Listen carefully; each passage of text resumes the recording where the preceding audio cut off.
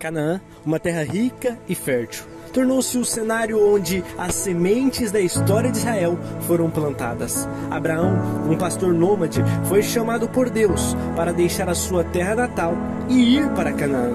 A promessa divina de fazer dele uma grande nação e dar-lhe a terra prometida se tornou a base para a jornada do povo de Israel. Abraão e sua esposa Sara, inicialmente sem filhos, receberam uma promessa extraordinária. Isaac, o filho da promessa, nasceu quando o casal já estava de idade avançada. A história de Ismael, o filho de Abraão com Agar, a serva de Sara, trouxe complexidades familiares, mas Deus reiterou sua promessa de uma descendência numerosa através de Isaac.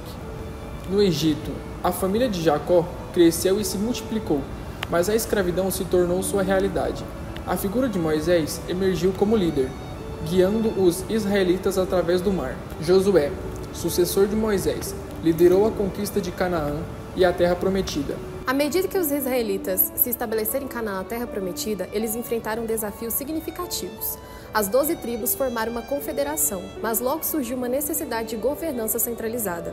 Isso levou à instituição de juízes, líderes carismáticos e espirituais que emergiam em momentos de crise. O desejo do povo por um rei visível levou à unificação sobre o reinado de Saul, o primeiro rei de Israel. No entanto, conflitos surgiram entre Saul e o jovem pastor Davi, que se tornou o segundo rei e é lembrado como um dos maiores governantes da história de Israel. Sob o reinado de Salomão, filho de Davi, Israel experimentou um período de esplendor e prosperidade. O Templo de Jerusalém, um testemunho de fé e centralidade espiritual, foi construído durante seu reinado. No entanto, a política expansionista de Salomão gerou tensões, resultando na divisão do reino após a sua morte. O Reino do Norte, conhecido como Israel, e o Reino do Sul, chamado de Judá, enfrentaram desafios separados. À medida que Israel emergia do exílio babilônico, enfrentava novos desafios sob o domínio estrangeiro, principalmente o Império Romano. A reconstrução do Templo de Jerusalém tornou-se uma expressão crucial da renovação espiritual e nacional dos judeus. A influência romana se intensificou e a Judéia tornou-se uma província do Império Romano. Herodes o Grande, um rei clientelar apoiado pelos romanos. Esse período também foi marcado por figuras históricas notáveis, como João Batista, um pregador que preparou o caminho para o ministério de Jesus Cristo. O próprio Jesus desafiou das autoridades religiosas e romanas. A tensão entre judeus e o domínio romano atingiu seu auge no século I depois de Cristo, culminando na Grande Revolta Judaica, que resultou na construção do Segundo Templo em 70 depois de Cristo.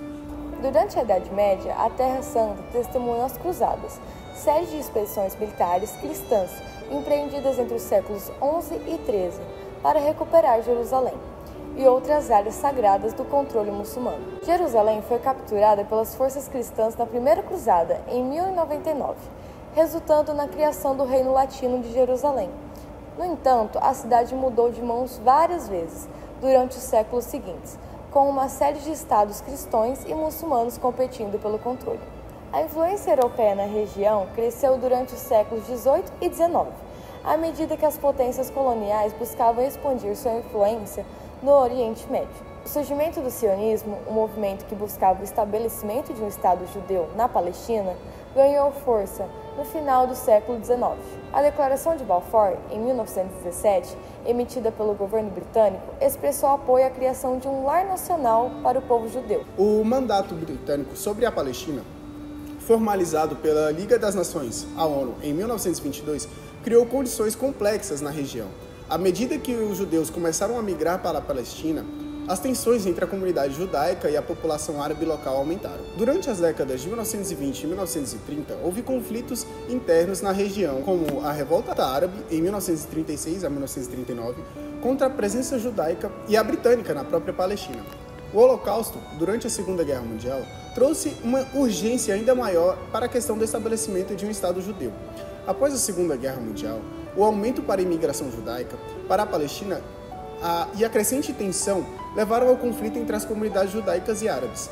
Em 1947, as Nações Unidas propuseram um plano de partilha que previa a criação do Estado judeu e árabe independentes. A ONU aprovou o plano de partilha em 1947 e pavimentando um caminho para a criação do Estado de Israel em 1948. O estabelecimento do Estado de Israel em 14 de maio de 1948 foi um momento histórico, mas também marcou o início de uma série de conflitos armados com os estados árabes vizinhos. A proclamação da independência de Israel desencadeou a Guerra da Independência. O exército israelense, a Haganá, composta em grande parte por voluntários judeus e membros das organizações paramilitares judaicas, enfrentou as forças de 5 estados árabes: Egito, Síria, Transjordânia, mais tarde chamada Jordânia, Líbano e Iraque. A guerra foi caracterizada por combates intensos, cercos, deslocações populacionais e massacres em ambas as comunidades. O cerco de Israel e a batalha por lugares estratégicos foram cruciais para a sobrevivência de Israel.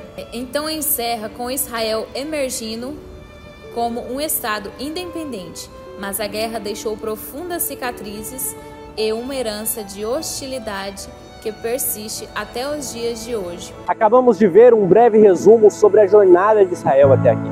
Mas eu gostaria que você agora, juntamente comigo, refletisse um pouco mais nesses pequenos minutos que acabamos de ver.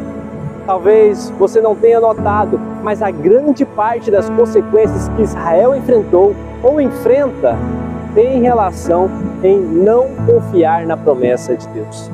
Quando voltamos aonde tudo começou, reparamos que Deus entregou 2 promessas para Abraão. A primeira foi a terra prometida e a segunda, um filho com sua esposa. Abraão, com seu livre-arbítrio, agiu da vontade permissiva. Claro, a vontade perfeita de Deus se cumpriu, mas as consequências da vontade permissiva ficaram. Tudo isso porque por um instante ele duvidou da promessa. E hoje nós estamos fazendo as mesmas coisas, cometendo os mesmos erros. Deus tem agido em nossas vidas e tem nos colocado em um ambiente seguro. Ele sempre tem cumprido com suas promessas, mas muitas vezes você ainda tem dúvidas e em vez de simplesmente esperar o tempo de Deus, você se apressa e tenta resolver tudo do seu jeito. Eu vou além.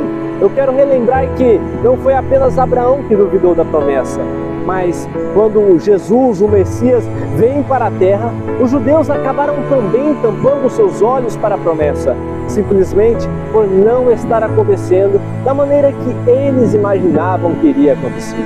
Bom, Satanás gosta muito mesmo de plantar dúvidas, não é? E talvez hoje você se encontre no mesmo erro, vendo todos os sinais e profecias que nos foi dado, indicando a vinda de Cristo, e tem tampado os olhos porque não está acontecendo da maneira que você achou que iria acontecer. E muitas vezes agimos da mesma forma que aquele ladrão lá na cruz. E não, eu não estou falando do ladrão que foi para o paraíso. Eu estou falando do ladrão que questionou Jesus. Isto é, isso é muito forte, mas lamentavelmente é verdade. Aquele ladrão que desafiou Jesus disse: se tu és mesmo o rei dos judeus, salva-te a ti mesmo. Estamos agindo da mesma forma hoje em dia. Quantas vezes nós desafiamos a Deus? Quantas vezes dizemos: Senhor, se tu és mesmo Deus, porque eu estou passando por tal necessidade? Bom, talvez vocês jovens tenham dito: Senhor, se tu és mesmo Deus, me dê um namorado, uma namorada, não sei. Bom, eu espero você, irmão, eu sei que você está esperando a resposta. Não se preocupe, não age conforme a tua vontade, haja conforme a vontade de Deus. Agora, para o resumo da história, tudo o que estamos passando é para um dia ouvirmos: